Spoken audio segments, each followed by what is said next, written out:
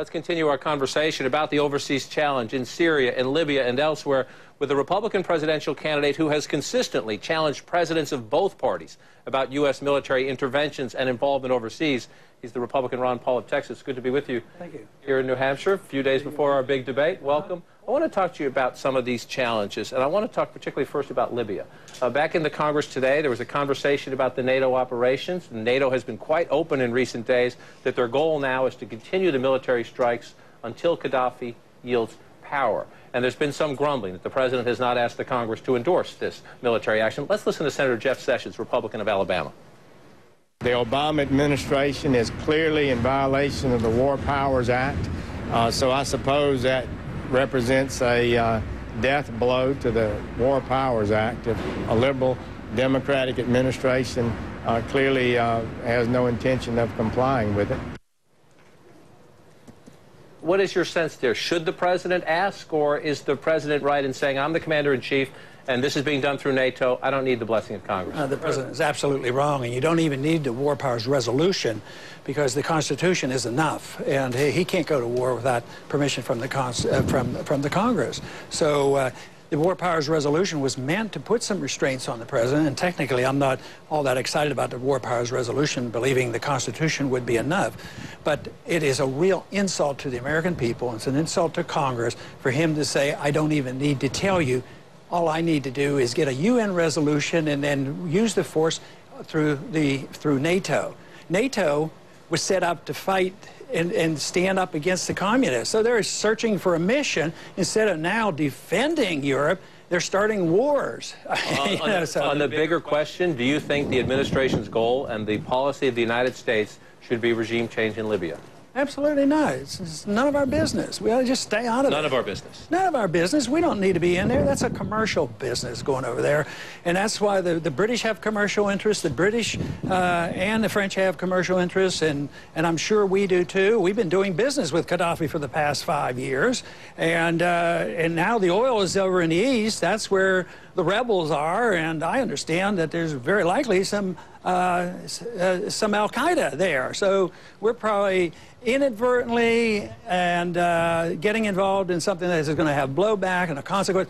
Already we have the consequence. It's costing way too much money. We don't have any money, and we're getting involved there, and it's not going to be in our self-interest. This is detrimental. Do you worry at all as you seek the nomination for president of the Republican Party that your views might leave you out of the Republican mainstream? And Colonel Gaddafi has sent a letter apparently to the United States Congress asking for Congress's help. He wants Congress to continue its investigation of military activities of NATO's and its allies. And here's what he says: to confirm what we believe, this is Gaddafi, to confirm what we believe is a clear violation of UN Security Council Resolution 1973.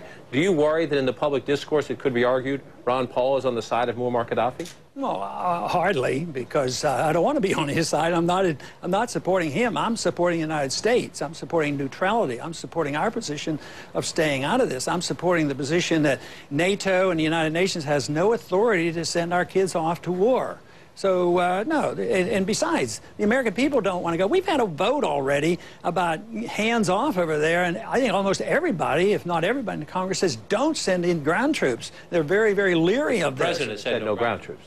Yeah, we've told the president that, but we're also coming close on winning this vote, no money, and bring the troops home and quit, cease and desist. So, no, I'm not worried one bit. I think those who will support, that are supporting this and supporting our militarism, I think they're going to be in trouble with the American people because the American people are coming my way. As this plays out, we're also seeing disturbing images coming out of Syria. You see political protests. We know there's been a brutal crackdown by the regime. We've seen some videos, apparently, of teenagers tortured by the regime. The administration has not called for regime change in Syria, but its language is beginning to get more muscular. Listen here to the Defense Secretary, Robert Gates.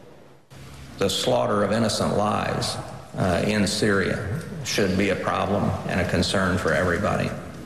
And whether Assad still has the legitimacy to govern in his own country after this kind of a slaughter, I think, is a question that everybody needs to consider. Does Assad have the legitimacy to govern, in your view? Should the United States now be demanding regime change in Syria? but my personal opinion is not as relevant as what our policy should be and what our Constitution says and what the responsibility is to defend this country. Yes, there should be some question, but that's a personal opinion. But that doesn't justify us going in and picking sides in a civil war. That's how we get into these messes. What would President Paul do then if you were seeing images of children being tortured, people by the hundreds trying to flee their country because their own government was shooting at them and imprisoning them if they were marching in the streets demanding rights?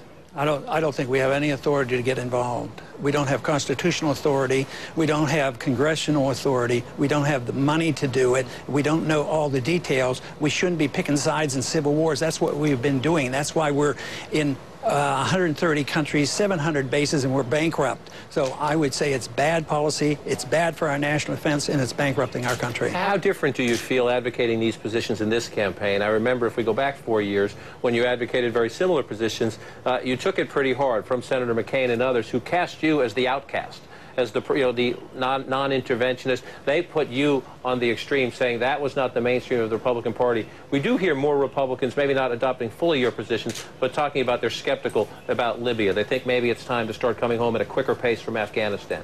I think we just had 87 Republicans join a coalition of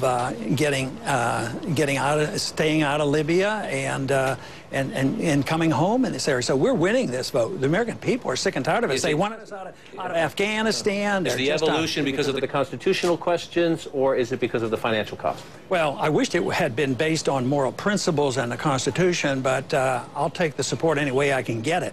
And I always, made fun of myself. It won't be because I give a grand speech and I'm going to convert them.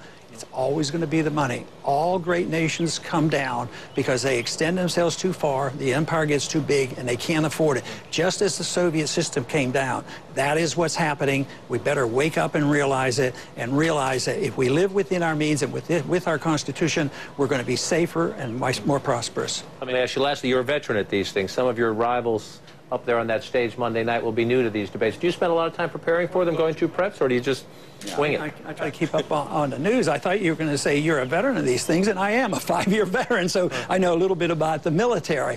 So, yes, I prepare by reading the news. I don't have a system, and when I make my mistakes, people say, well, maybe he should practice more. But I deal in issues and on principles and the things I believe in, so my answers are always the same. I've been practicing a long time. I've been practicing and voting this way for, 24 years. So I don't think that, taking a lot of instructions and do a little cramming for this test is going to help me much. People say, what are you going to do? I said, I'm going to try and get a good night's sleep and get some exercise that day. Excellent advice. Congressman, we'll see you Monday night. I appreciate your time. Thank you. Good to see you. Sir.